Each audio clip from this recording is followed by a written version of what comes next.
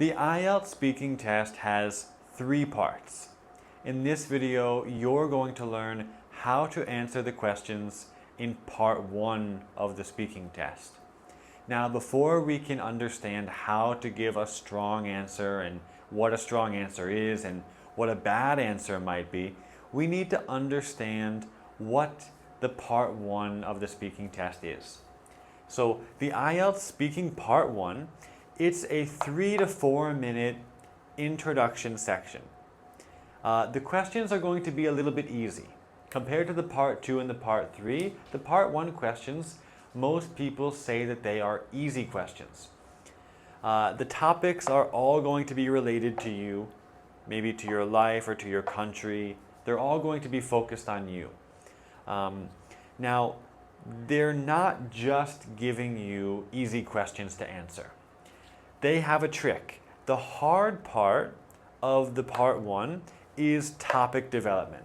That's the real test in part 1, is topic development. They're testing you. You can't give a one-word or a one-sentence answer. You can't do that. You must give 2 to 4 sentence answers. Now, I just used this phrase, topic development. This might be new to you. So what is it? What is topic development? Well, topic development is when you support your answer or your idea with relevant details, reasons, or examples.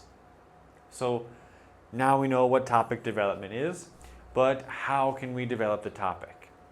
Well, I'm going to show you 2 structures that we can use, and we're going to look at some examples. So structure number 1, I use this structure for the very simple questions. Usually the first question that they might ask would be, where is your hometown? This, for me, seems very hard to give a 2 to 4 sentence answer. I just want to say the name of my hometown and I don't want to say anything else. We can't do that though. So the structure that I use and that I teach everyone to use for these very simple questions, it's direct answer, give a direct answer, and then give an additional opinion or detail. So I've got an example here. If they ask you, where is your hometown? We can say, well, I'm from Cohoes. It's a small city just outside New York. That's our direct answer. We said that our hometown is Cohoes. Now, the additional opinion or additional detail is, although it's rather boring there, we have one of the largest waterfalls in the country. It's quite beautiful.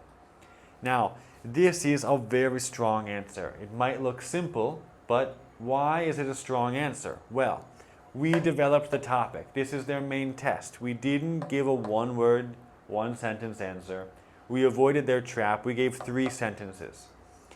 Now, why else is this a good answer? First of all, we paraphrased. They asked us where our hometown was. You don't say, my hometown is. You say, I'm from. Say, I'm from. We don't want to just repeat hometown. They really don't like that. So if you can paraphrase the words in the question, that's also how to get a good score. Now, the next reason is we didn't just use the same basic sentence structures. We didn't say, I'm from Cohoes. It's boring. That city has a large waterfall. We changed up the grammar. We said, I'm from Cohoes, a basic sentence. Then we've got a slightly more advanced sentence. We start with although. Although it's rather boring there, we have one of the largest waterfalls in the country. Now we're starting with a conjunction. It's a much better grammar this way. So those are 3 reasons why this is a very strong answer. Now, option number 2, structure number 2. This is the structure that you will use most of the time. You will also use this in the writing test, in the part 2 and the part 3.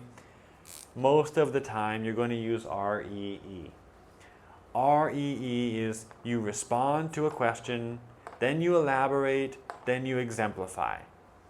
Now, what does that mean? So first we respond. We give a direct response to the question. So if they ask you a question, you start with, well, I would say. You can change that phrase, you should change that phrase. Don't always use the same one, but get right to the point, right in the beginning, give your answer. Next, we have to elaborate. We want to give additional details. That's what elaborate means. It just means to give more details. Now, there's many ways that you could give more details. The way that I think is easiest and very natural is to give some reasoning for why you're saying what you're saying.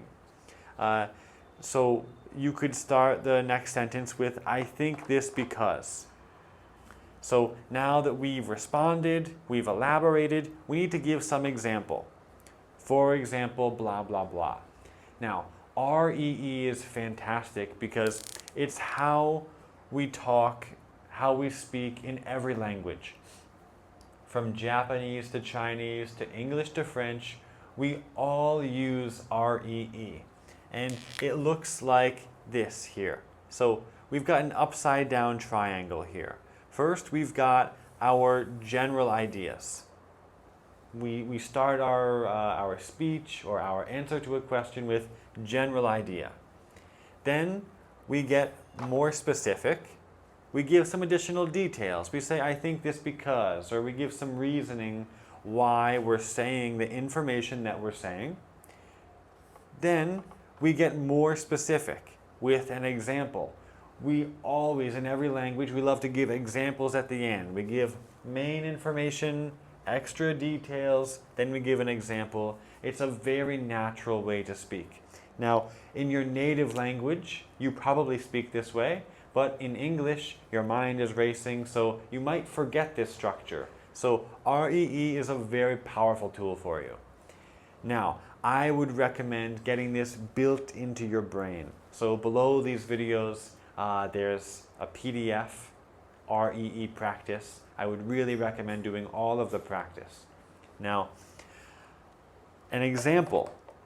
I've got a question that might be a little bit hard normally to give 2 to 4 sentence answers. Do you like to shop? 3 parts here. Direct answer is, well, I would have to say that I'm not keen on shopping. We give a direct response. Next, our reasoning, our elaboration.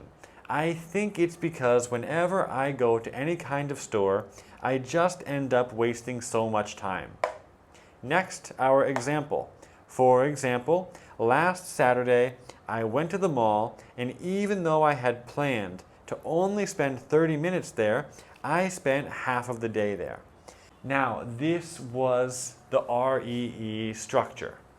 We responded, we elaborated, and we exemplified. We went from general ideas to more and more specific ones. The examiner will absolutely notice that you're speaking in a very natural way, and it will certainly improve your score. If you have any questions about anything that we discussed in this video, let me know in the comments. And just to recap again, the main focus of part 1 is topic development. Of course, you also do need to paraphrase, you do need to change up your grammar, use some good vocabulary, but the main point that you need to work on, topic development. Below this video, there's a PDF with a lot of practice for the REE structure.